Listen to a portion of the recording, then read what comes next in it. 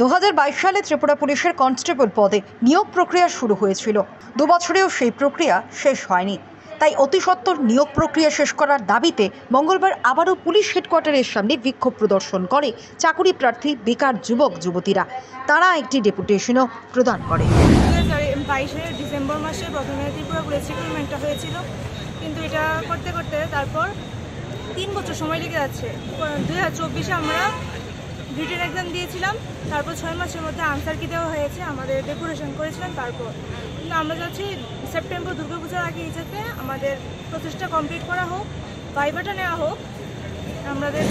এটাই আমাদের আন্দোলনের মূল মোটিভটা।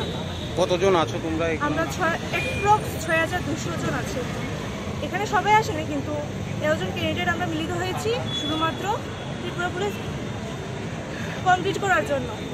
প্রতিষ্ঠা যাতে কমপ্লিট হোক, এই জন্য আমরা সবাই আমাদের দাবি সেপ্টেম্বরের মধ্যে যাতে আমাদের ভাইভাটা কমপ্লিট করা হোক।